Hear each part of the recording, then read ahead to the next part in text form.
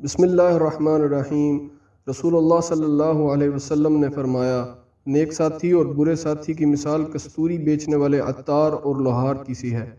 مشک بیچنے والے کے پاس سے تم دو اچھائیوں میں سے ایک نہ ایک ضرور پالو گے، یا تو مشک ہی خرید لو گے ورنہ کم از کم اس کی خوشبو تو ضرور ہی پالو گے، لیکن لوہار کی بھٹی یا تو تمہارے بدن اور کپڑوں کو جھلسا دے گی ورنہ بدبو تو اس سے تم ضرور ہی پالو گے۔